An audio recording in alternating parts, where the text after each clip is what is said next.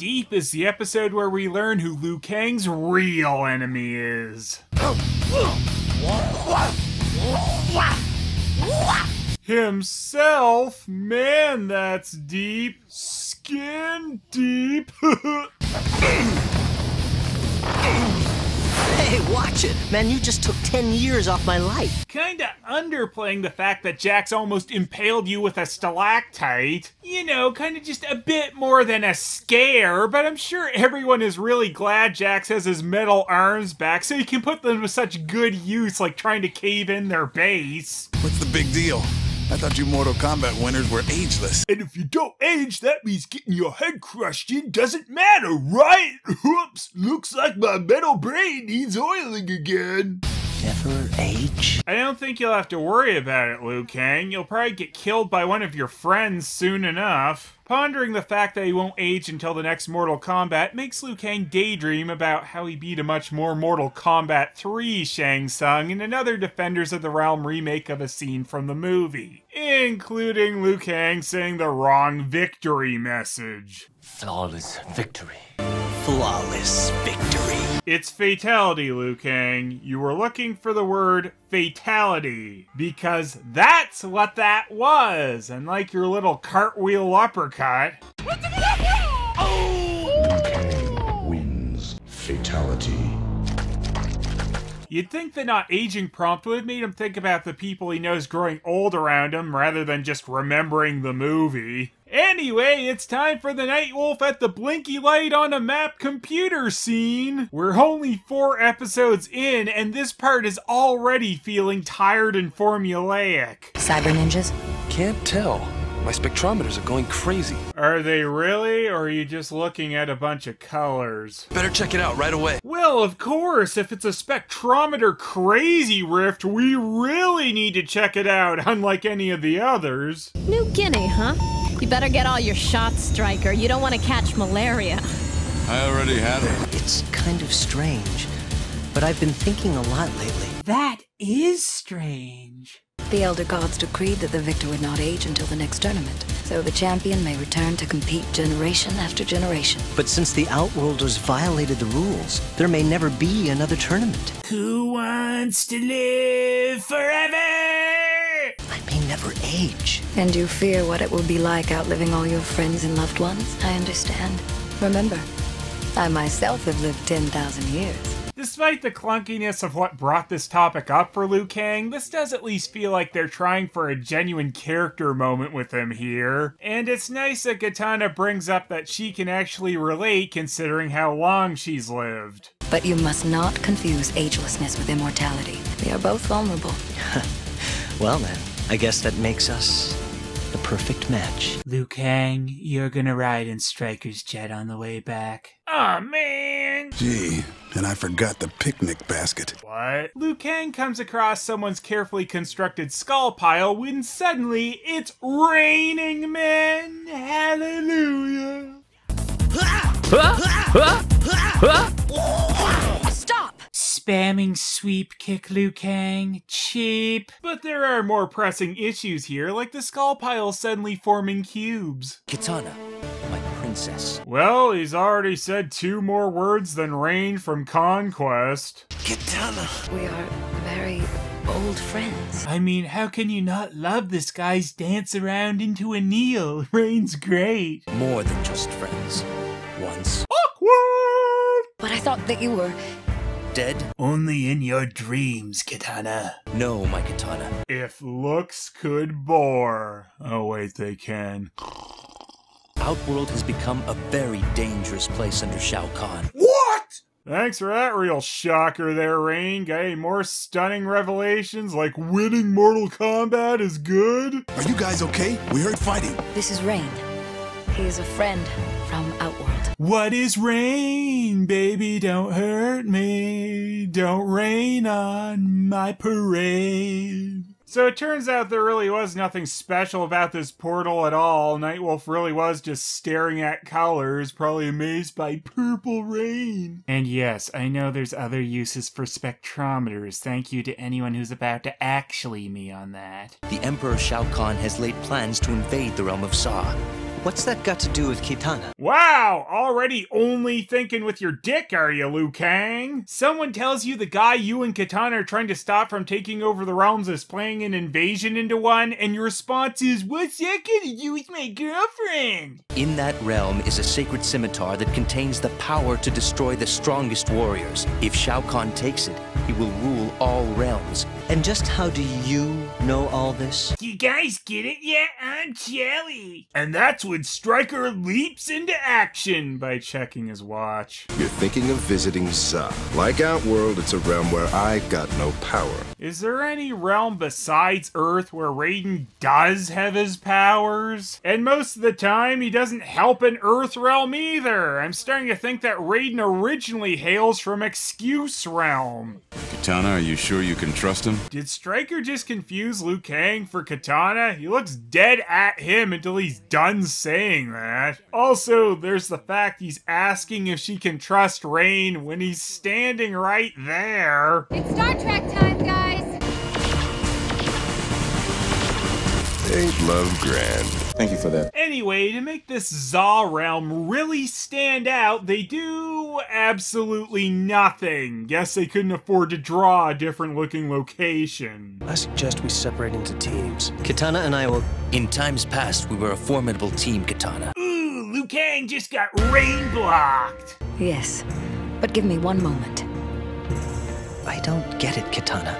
I need to go with Rain. I think we have a little bit of a disconnect with the dialogue and the animation here. Kitana says to give her a moment to Rain, presumably to have a little chat with Liu Kang, but then she just starts walking away with him and turns back to deliver her little Rain is the original cool speech. The original cool. Who is he? And why does he not care about us always talking about him like he's not standing right there? Rain and I were engaged.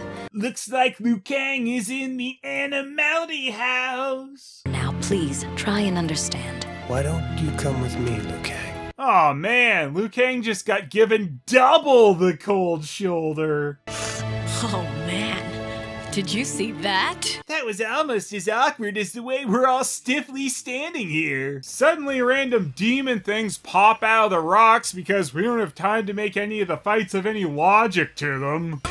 This is definitely not good. Especially when we have to fill the time with such poignant dialogue like that. Combat time! Yay, she said it again. I was really getting worried that that wouldn't come back. Best parts of this nonsense pop rock demons fight are Kitana doing her fan lift into the square wave punch, as those are actually moves you chain together with her in the game. Also, Sub-Zero freezes and smashes one of them because they aren't human, so it's okay. We got him on the run! Yeah, but to where? They have no idea where this portal goes and are about to follow the suddenly appearing pop rock horde until...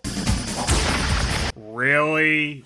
This was Rain's moment to betray them? You'd think he'd lead them to an actually deadly trap of some kind. Unless the retreaty, easily defeated pop rock demons that everyone in the group really did get a flawless victory on were supposed to be the trap, and then smoke bomb and slowly walk away with Kitana was plan B. I guess Kitana also forgot how to resist during that. Oh man!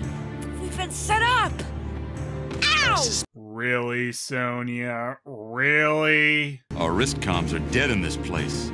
They thought of everything. Some of you don't like me picking on Stryker because Stryker is serious business, so let's pretend what he said there was smart. Hi, boys and girls. Raiden! How did you... I've been here with you the whole time, keeping an eye on you. That's why I let the very slow Rain smoke bomb betrayal thing go down and waited a minute before coming to Portal, you guys! A paranoid thunder god. I guess that's one thing Shao Kahn didn't figure on. What? If the plan really was just to trap them in this realm, why wouldn't Shao Kahn and Rain think that Raiden would come looking for them? Seems like a pretty large oversight there. Also, if Nightwolf could drag himself off the computer for a moment, there's someone else who could come looking for them. This plan is getting worse all the time. Hey. That doesn't count as powers. I'm not going. Not without Kitana. Consider this, Grasshopper. She may have gone willingly. Well, given what we saw, that would make more sense. Maybe, but I have to know. I'm staying. Staying? They left via a portal. Why would you think that they're still in this realm? Then I'll stay too. On second thought, maybe I'll go. Hello, Earth invasion? Oh, by the Pop Rock demons, since we saw them run through a portal? Oh no, of course not. That'd make too much sense. I've got to find out the truth about Kitana, if she really cares about Rain or about me. Oh, yeah, that's the most important thing at the moment, not Shao Kahn taking over the realms or her possibly betraying the Earth. We gotta know who Kitana likes best. Do you like me more than Rain? Yes, no, maybe? Who else can I grow old with? That's a good question. Who can Earth's greatest failure grow old with? I don't want him thinking about growing old with me. I can't stand that guy. Maybe I'll call in my favor with Durock. Hey, Liu Kang, buddy. What's up? Want an egg? No. But, yeah, you aren't gonna grow old with anyone, Liu Kang. That was the dilemma you were facing at the beginning of this episode. Kitana has a really long lifespan, but that's not the same thing. And if the tournament comes back and you're not the champ after it, that just means you'll age like a human again and not at the rate Kitana does.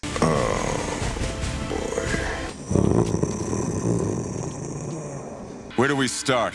I found this on the ground. She might have left it as a clue.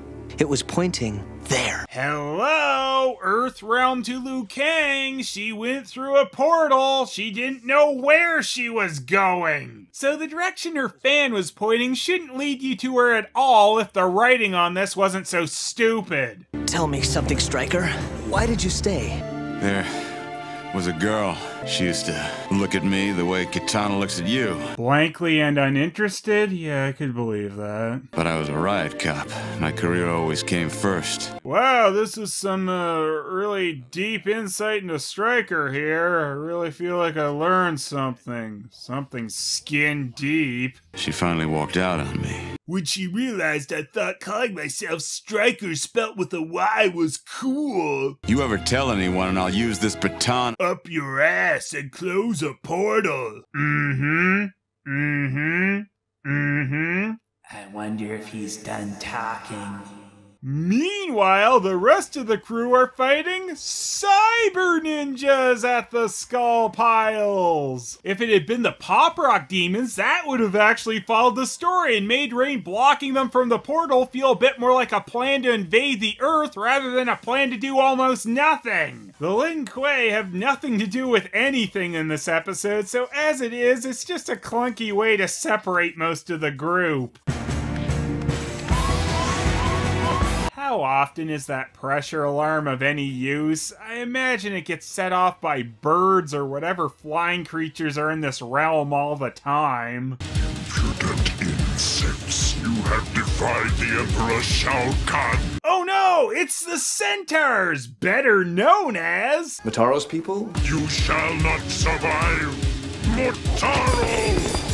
Wait, Liu Kang didn't even dodge that. He just stood there and Motaro just somehow missed. Really great introduction to the sub-boss of the current game at the time here, guys. Especially when you add his craptastic fighting skills onto him just showing up near the end of the Rain Kidnapped the Princess episode. And Motaro on his own isn't even enough to be a minor inconvenience for Liu Kang and Stryker, and if you didn't think Motaro's people were pathetic enough, here's this!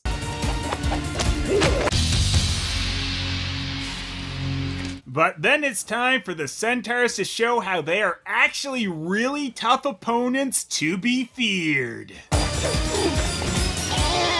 Then again, Maybe not. You know, you can have them manage to defeat Motaro and his people without making them a complete joke. They did this with the Shokan and now the Centaurs. No wonder this series didn't go past 13 episodes. You can't just keep haphazardly introducing things that should be major threats and never allow them to even remotely feel as such. Hell, more emphasis is put on Liu Kang summoning a super fireball to put out a little waterfall than Motaro. And why did he even need to do that? So he didn't get a little wet? If we had established that there was some kind of danger here, this might at least have felt slightly important for him to do. Anyway, we learn that there's 50 Shades of Rain going on in his kink dungeon with Kitana when Liu Kang has to fight the multi-headed whatever this thing is. Couldn't just have it be Motaro who was guarding her. No, that'd be too much focus on an actual villain if you had a fight that lasted longer than a minute. Anyway, Liu Kang melts multi-head with his Kaioken Fireball. Who'd have thought he'd use that to defeat something slightly more powerful than a small waterfall? Just tell me one thing. I would never leave you. Are you serious, Liu Kang? Did you honestly think that this was something Kitana was into? Mr. Purple Smug Smiles remembers he was involved with the plot of this episode about 8 minutes ago and reveals he only dated Kitana because she was rich and joined Shao Kahn because he needed a job. Stunning character work. Anyway, with barely any time left in this episode, Kitana's revenge battle gets ended quickly when the only pillar holding up this entire place is destroyed and Rain goes swimming, never to be seen again. Looking for the exit sign? Good thing we finished off the cybers in time to save your sorry butts. We make a good team, Kitana, even if I do sometimes let jealousy... Oops, it was probably a bad idea. Boy, did they ever lose focus in this one. Just random battles all over the place. We see that horde of pop rock demons run through a portal, which you'd think would mean they'd factor into the plot later, but they're never seen again. And Motaro just shouldn't have been added as an afterthought to the Rain episode. We could have spent some actual time on Rain and his motivations. It could have been much more interesting if the reason he took Kitana with him was he's trying to make her some kind of offer because he really still did have feelings for her. And then you could have a moment where Kitana is unsure of herself and actually put her in the position of having to choose between Rain or Liu Kang. Instead, it's just Rain took her to chain her up in this nonsense tower to accomplish nothing. Next time on Defenders of the Realm, things get real smoky.